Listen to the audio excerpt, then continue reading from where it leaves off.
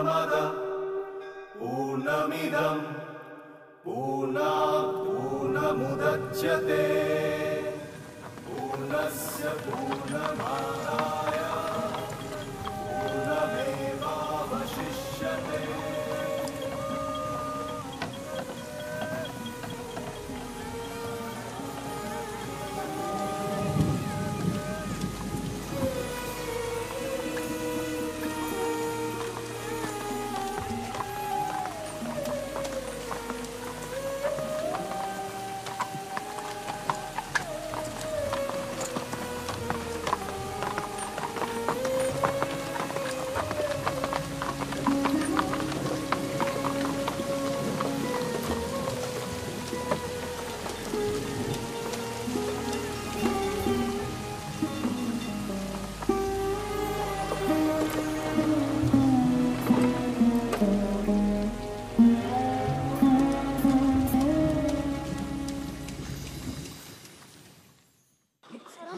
आराम से आइए, मेरा घर सामने ही है।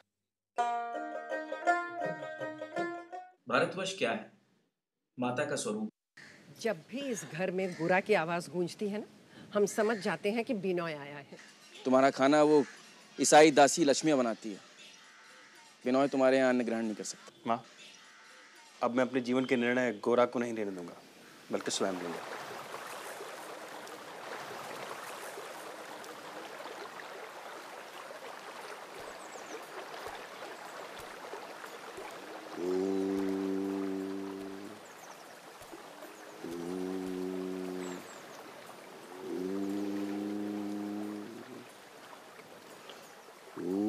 प्रणाम बाबा।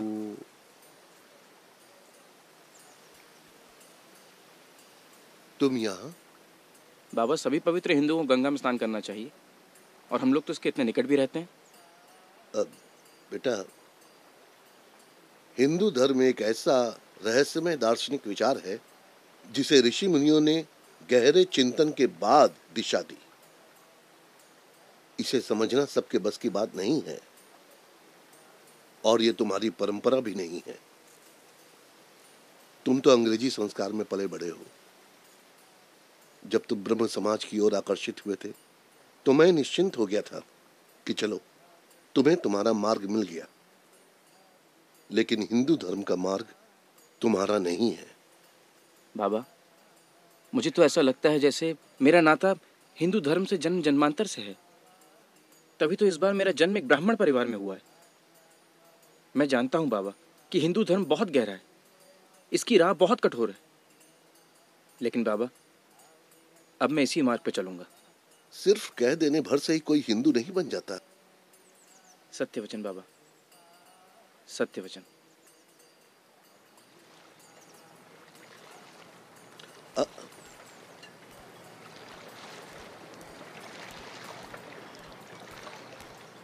सब भगवान की इच्छा है, हम तो निमित्त मात्र हैं।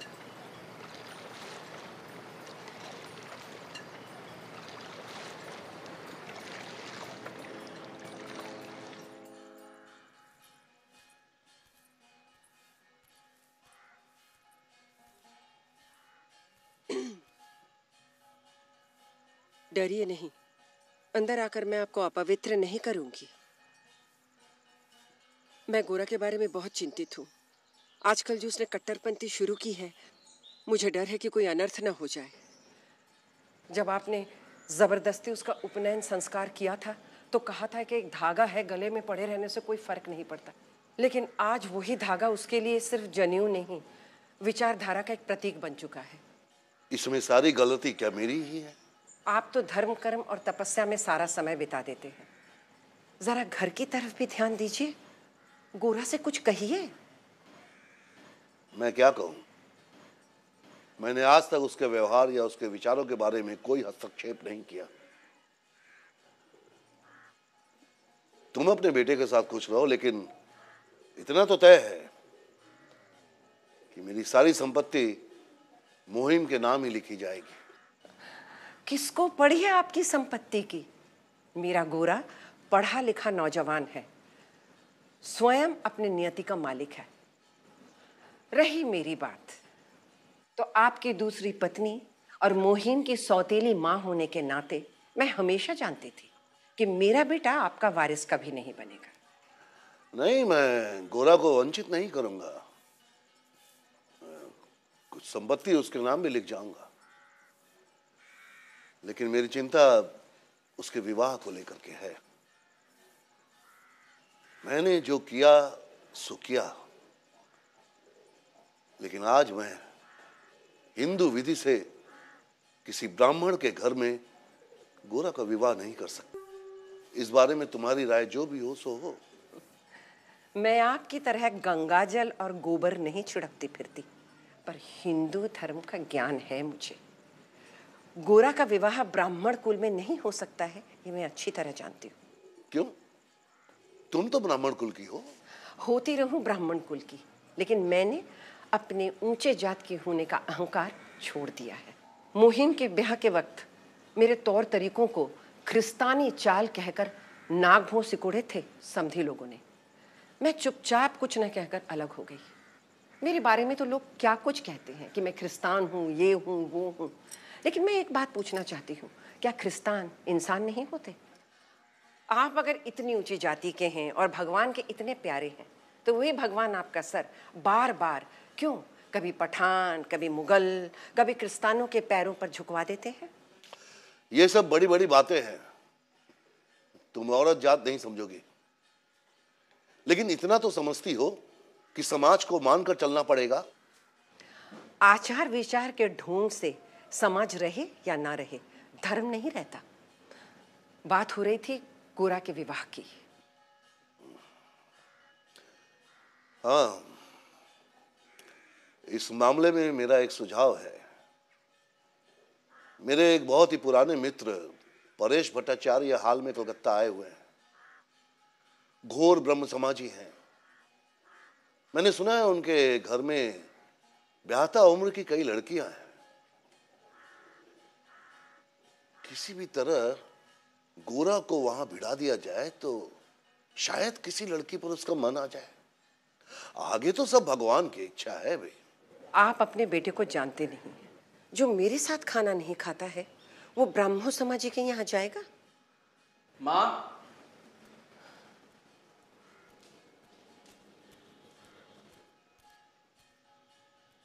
माँ मैं कल संगम के लिए निकलूंगा। सूर्य ग्रहण का स्नान है। तो बेटा इतनी दूर जाने की क्या जरूरत है? पास में गंगा जी है ना।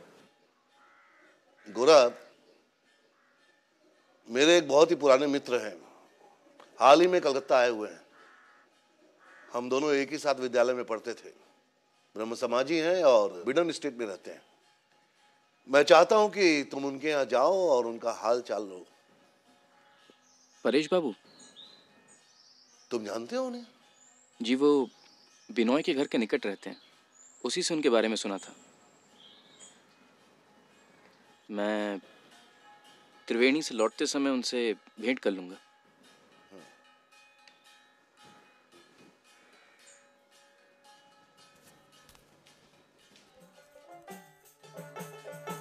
नदी भरा ढेउ বোঝো না তো কেউ কেন মায়ার তরি বাউ বাউ বাউ রে নদী ভরা ঢেউ। आराम से चलो चलो चलो, आराम से आराम से आराम से आराम से।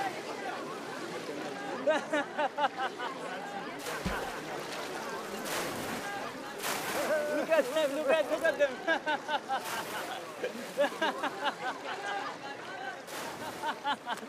them. Look at them. Enough. Aren't you ashamed of yourselves? Ashamed? हाँ, मैं शर्मिंदा हूँ इन जाहिलों की जानवरों जैसी हरकत के लिए। जाहिल बेहतर है उन जानवरों से जिनका हृदय नहीं है। जाओ जाओ यहाँ से, ये फर्स्ट क्लास है, ये तुम लोगों की जगह नहीं है। मुझे यहाँ रुकना भी नहीं है। मैं अपने देशवासी के साथ खुश हूँ। And you, don't ever make me come up again.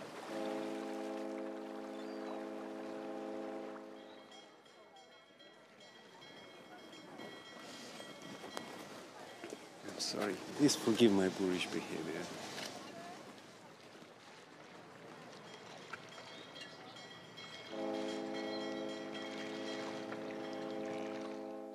सती प्रथा, जात पात, छुआछूत, मूर्ति पूजा एवं औरतों के दमन एवं उत्पीड़न जैसी कुप्रथाओं के विरोध में राजा राम मोहन राय के नेतृत्व में शिक्षित भारतीयों के एक वर्ग ने ब्रह्मो समाज की स्थापना की। पश्चिमी विचारधाराओं से प्रभावित इन प्रबुद्ध नागरिकों ने समाज में इंसानी बराबरी को दर्जा दिया। राजा राम मोहन राय ने मूर्ति पूजा का विरोध कर निराकार प्रभु की उपासना का प्रचलन किया, क्योंकि मनीषी राजा राम मोहन राय ये जान गए थे कि पूरा का पूरा हिंदू समाज ही मिट जाएगा अगर उसने अपने अंदर के कुसंस्कारों और अंधविश्वासों को नहीं मिटाया तो। पानू बाबू की बातें सुनकर लगता है मैं फिर से ब्रह्म धर्म में दीक्षित हुआ। हमारा ब्रह्मो समाज पवित्रता, एक कड़ी तात्विकता और बौद्धिक अनुशासन से प्रतिबद्ध है। वही हिंदू समाज आज भी सड़े गले रीति रिवाजों, कुसंस्कारों और अंधविश्वासी परंपराओं में पूरी तरह लिप्त है।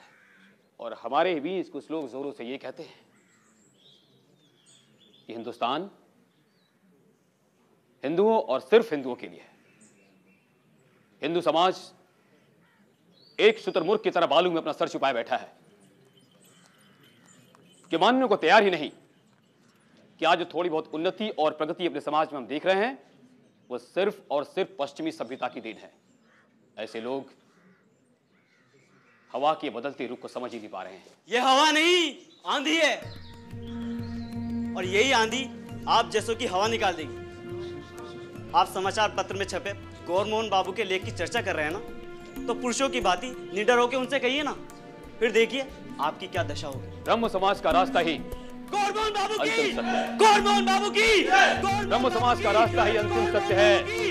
गौरमोहन बाबू की, गौरमोहन बाबू की, गौरमोहन बाबू की।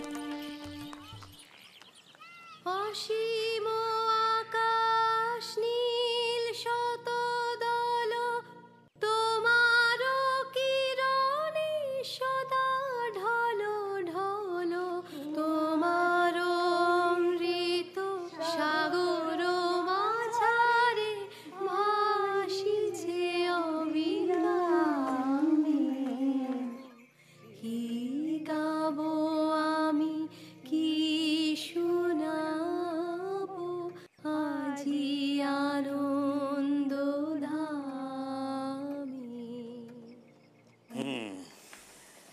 आज पानू बाबू आए तो उनसे सुचरिता की शादी की बात जरूर करिएगा। राधा भी बच्ची है, इतनी जल्दी ठीक नहीं। आप उसे हमेशा राधा नाम से क्यों पुकारते हैं? अरे सुचरिता नाम कहीं ज्यादा आधुनिक है। पापा पापा विनय बाबू हमारे घर आए हैं। अरे आइए आइए बिनोय बाबू। राधा तुम तो जानती हो। जी जी बिल्कुल। अरे सुधीर जी जी बैठिए बैठिए ना। अब वही साहब उस दिन दुर्घटना घटी थी ना। ओ अच्छा अच्छा, आपका बहुत एहसान है हम पर। कैसी बातें कर रही हैं आप? आप मेरी बेटियों से नहीं मिले हैं। ये लोलिता,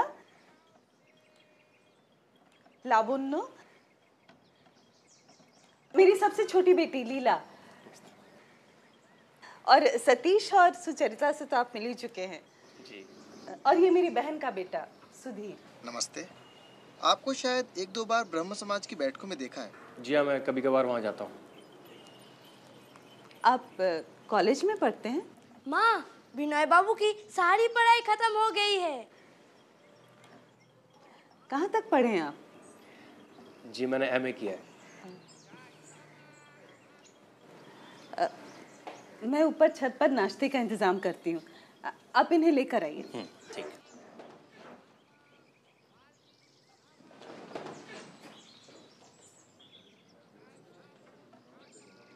अभी तबीयत कैसी है आपकी परेश बाबू? उसी दिन थोड़ा चक्कर आया था अभी बिल्कुल। जी कोई महाशय आए हैं। गौरमोहन बाबू, रात दिन उनको बुला लो। जी हाँ। ये कौन महाशय है?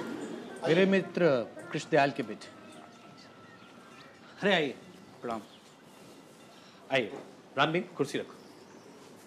आइए प्लीज बैठिए।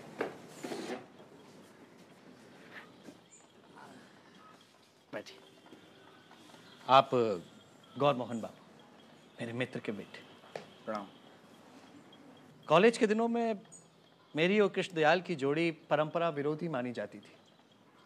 हम संस्कार, नियम, इन सब में विश्वास नहीं रखते थे। यहाँ तक कि निषेध भोजन करना हम अपना कर्तव्य समझते थे। कई बार तो ऐसा हुआ कि एक मुसलमानी होटल में कबाब खाया और देर रात तक हिंदू समाज को सुधारने पर विचार करते रहे। वैसे अब आपके पिताजी क्या करते हैं? हाँ जी, अब वो हिंदू धर्म के नियमों का कड़ाई से पालन करते हैं। शर्म नहीं आती उन्हें? जी, लज्जा तो चरित्र की दुर्बलता है। कुछ लोग तो अपने बाप का परिचय देने में भी शर्माते हैं।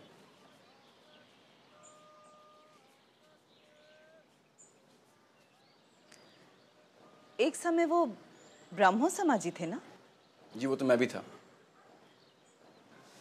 तो अब आप मूर्ति पूजा यानी साकार उपासना में विश्वास करते हैं? मूर्ति पूजा यानी आकार, आकार से ही निराकार का महत्व समझ में आता है। कुछ लोग बिना कारण मूर्ति पूजा की निंदा करते हैं, उससे क्या वो छोटी हो जाती है? मैं ऐसे लोगों को कुसंस्कारी मानता हूँ। आकार के रहस्य से भला कौन परिचित है? लेकिन आकार का विस्तार सीमित है गौरमोहन बाबू। बिना सीमा के तो कुछ भी प्रत्यक्ष नहीं। निराकार को देखने के लिए भी आकार की आवश्यकता होती है, और जो दिखता नहीं वो तो अधूरा है। जैसे शब्दों के द्वारा ही भाव प्रकट होते हैं, वैसे ही निराकार को भी प्रकट होने के लिए आकार की आवश्यकता होती है। यानी निराकार से आकार श्रेष्ठ है, यही आपका मानना है? आकार मेरे मत पर निर्भर नहीं, किंतु अगर निराकार ही परिपूर्ण होता तो आकार का इस संसार में कोई स्थान ही नहीं होता। माँ, चाय।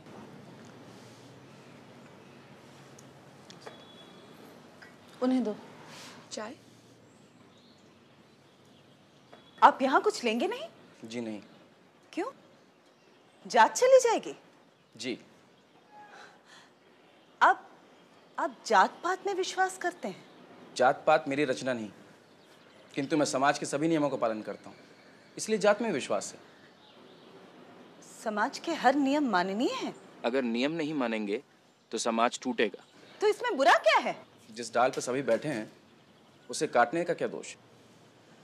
माँ, अब इस फालतू की बहस को रहने दो ना। उन्हें नहीं खाना नहीं पीना तो बस।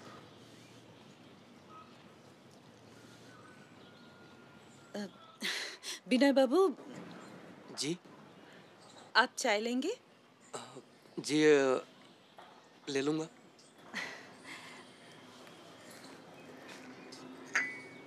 अरे पानू बाबू, आइए बैठिए, उन्हें जरा चाय देना। धन्यवाद। पानू बाबू आप हैं? हाँ, इनको जानता हूँ मैं। ये हमारे ब्रह्मो समाज के बहुत जोशीले सदस्य हुआ करते थे। अरे पानू बाबू, आप सत्येंद्र बाबू की अभिनंदन सभा में दिखे नहीं? पहले भारतीय हैं जो आईसीएस की परीक्षा में सफल हुए हैं। बहुत ही अच्छा प्रोग्राम था। परीक्षा में चाहे जितने सफल हो जाए, लेकिन कोई भी भारतीय किसी बड़े काम के लायक नहीं। यही आपकी राय है? और आप यहाँ आराम से बैठे चाय पी रहे हैं? तो क्या करूँ? भारतीयों की दुर्बलता दूर कीजिए, या फिर चुल्लू भर पानी में डूब मरिए। हमारा समाज निकृष्ट है। कितने ओछे हैं आपके विचार। ये चाय कैसे उतर रही है आपके गले के नीचे? तो सच कहने में डर कैसा? पानू बाबू, झूठ बोलना पाप है, झूठी निंदा करना उससे भी बड़ा पाप। और समाज की मिथ्या निंदा, ये तो घोर अधर्म है। आप क्या समझते हैं आप समाज से श्रेष्ठ हैं, फिर भी आप उसी समाज की निंदा करेंगे और हम मूक बैठे रहेंगे? जब तक इस समाज में बुरे रिवाज बरकरार रहेंगे, उस समाज का कोई भविष्य नहीं हो सकता। अंग्रेजी किताबों से मिला आपका ज्ञान अधूरा है, और हमारी कुप्रथाओं के बारे में आप गहराई से कुछ नहीं जानते। जिस दिन आप अंग्रेजी कुप्रथाओं के बारे में भी इतने ही ऊंचे स्वर में बात कर सकते हैं, उस दिन मैं आपके मुंह से हमारे समाज के बारे में कोई भी टिप्पणी सुनने को तैयार हूं। चलिए विनय बाबू, हम लोग भीतर चलते हैं। चलिए ना, भीतर चलिए। आइए ललिता, आओ भीतर चलो।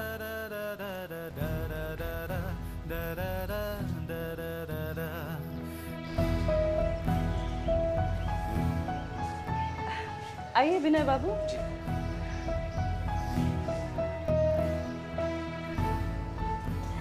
बैठिए ना।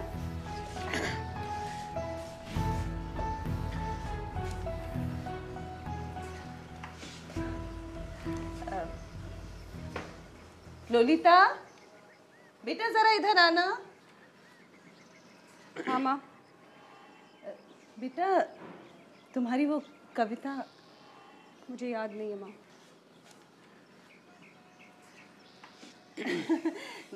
उसे सब याद है विनय बाबू, असल में लोगों के सामने थोड़ा शर्माती है। जी होता है। लावण्य, बेटा लीला, कहाँ गई तुम सब?